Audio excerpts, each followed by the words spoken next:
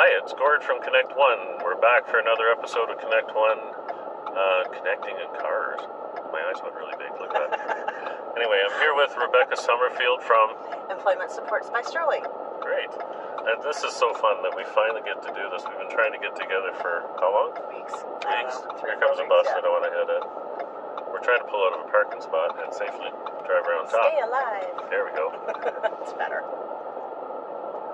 So yeah, this is wonderful that we are able to connect. We connected recently. How did we meet anyway? That's a good way to start. So right? I know we've kind of known each other loosely for years, just kind of through the disability channels. Yeah. But I would say at Toast London.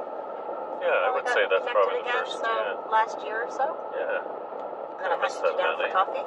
Missed that event. Yeah, it was good. Yeah. I enjoyed that a lot. Thank you, Paul and Victoria. That was a great event. Thanks, guys. But we met at that, and you spoke at that, right?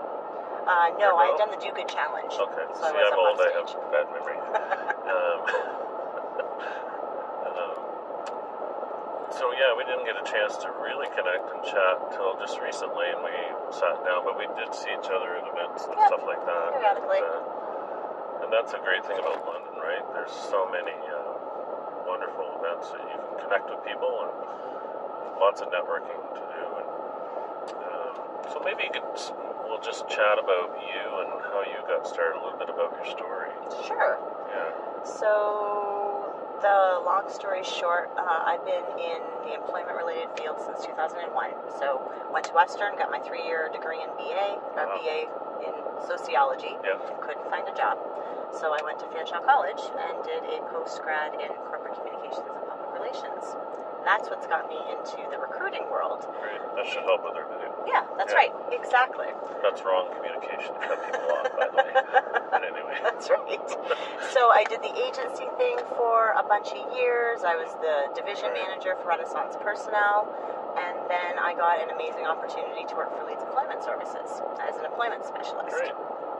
So worked there for a little bit, and then I worked for a factory here in town, got laid off when the company got sold, and then I started my own business. Wow. The rest is history. So, when you started your business, that must have been it's always difficult. It's a leap of faith, right? For sure. But you started with something that you knew about, which is great. But how did you kind of go about connecting and promoting your business? So when I started my business, it wasn't on purpose. So the way that happened was when I lost my job, I'm a single mom with 2 kids, so I had to get something going. I went onto LinkedIn. I just basically said that I was looking for opportunities. I had people reach out to me saying that they wanted me to do some recruiting for them. And my very best friend in life, Rhonda Versillo, she owns her own agency. Yeah, I know Rhonda. Yeah. Hi, Rhonda. Fantastic. We like you. We love We Rhonda. actually love you, Rhonda. Sorry. We'll love edit Rhonda. the like out. Okay. Steve, leave that in. But That's anyway. right. So I called Rhonda to pour my heart out and tell her how horrible things were going.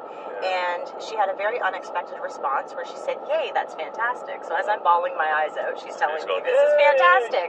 And she's the one that convinced me I could do it. Oh, So that's great. I really have to credit Rhonda for starting this whole thing. Oh, that's great. Yeah. And it's great. We all have people like that in That's our right. lives, right? Exactly. And that's what I always say. When you're connected to great people, they lift you up when you need it. That's right. Right? Exactly. You know you can reach out, and sometimes you get that unexpected lift that you're not really expecting at the time. But Not at all. oh, that's wonderful. Yeah, and the rest is history. And then that led me to an opportunity over at Fanshawe College. So I do the part-time student services consultant is my title, and I'm in charge of 3 different classes, and I help the students get their first opportunity for apprenticeships. Oh, that's great. I guess we won't go through the red light. No, please don't do that. No. But that would be really funny. It would be funny. Pulled over on your first video. Or we don't want to put together one of those videos where we go through it like smash. Yeah, no, not one we of don't those. want to be No, that might not go over well with my insurance company. No. Anyway, so yeah, I've always known you to be so positive and great spirit about you. That's what I really like about you. And so I think that you what you tell me, I think you probably find it easy to connect with people and Or is there anything that you find challenging? I do. So I'm really good one-on-one. When I was a kid, I was extremely shy. Very, very, very shy. So I still have a hard time breaking into bigger groups. So some of these networking events, I get pretty nervous. So that's why I volunteered to work the door at Awesomepreneurs London, because it kind of forces me to get out of my shell that way. Right. And I'm just trying to learn from some of the best networkers in town that, I do have worth and I have something to say. So I just hope that people like to listen to it. And I think that's a great way to look at it. Try not to run over. People are going to think that we just are out here just driving along talking and not paying attention, but we didn't run over the lady. No, she's She fine. had a bright pink shirt on, so I saw her. Okay. But we're going to cruise through the parking lot here and get back on the road. Sweet. But you said something really important, and I used to be very shy too, and I know a lot of people that know me well now probably don't realize that I used to be very shy. But that's something I had to really work on too. But I think one of the things, now it's come out of my head, I can't remember what it was. No, knowing you have worth. Yep.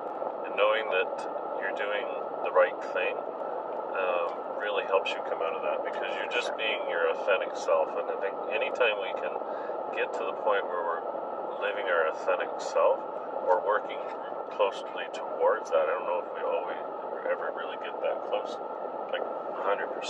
Yeah. But it certainly does help overcome some of those challenges that we've had earlier on in our lives. For sure.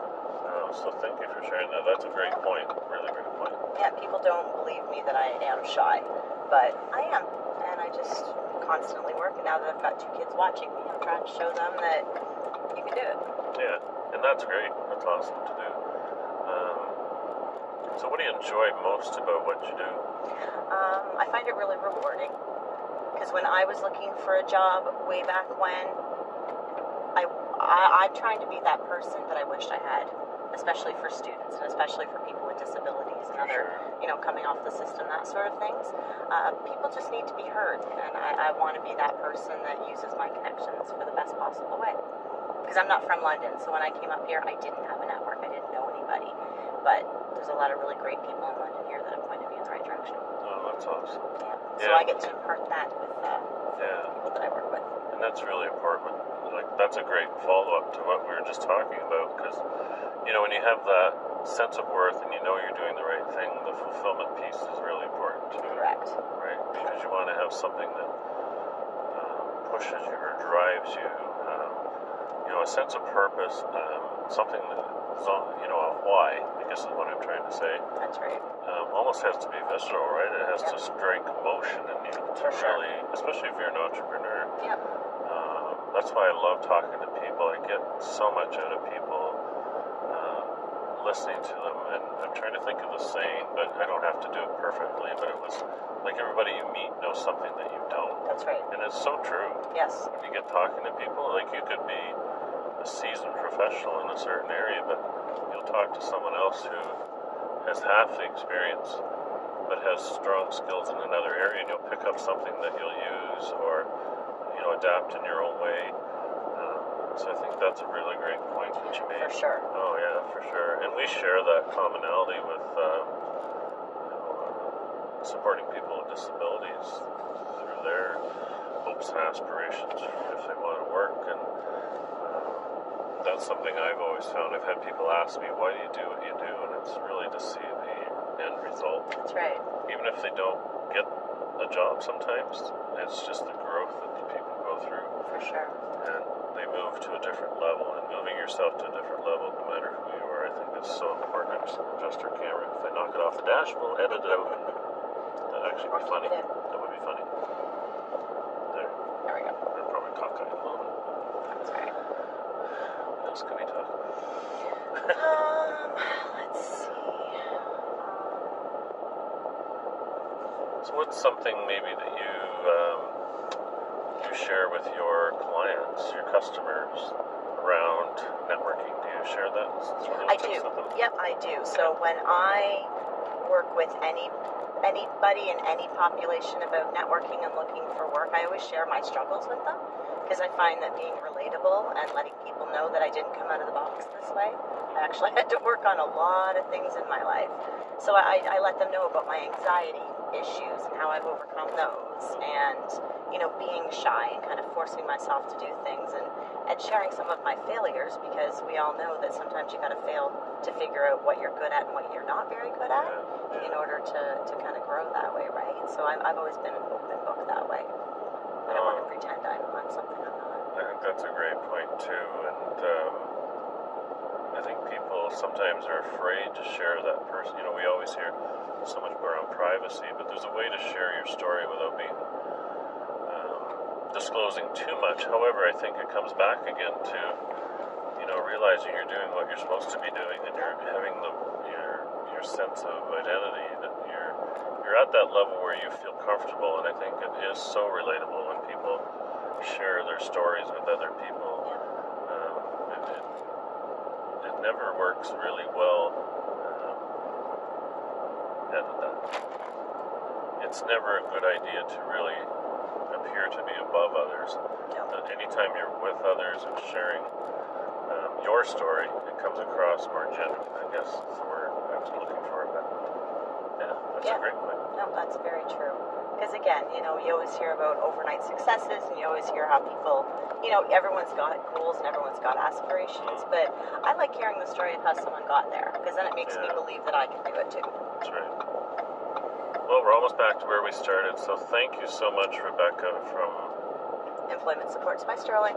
Employment Supports by Sterling. I gotta get used to that. That's okay. It's a long one. And really appreciate you spending the time bumbling along with me in the car. Well, it was fun, and I'm honored to be the first one. So thanks for the invite, Gord. Thank you. Really appreciate that. All right. Have a great day. Take care.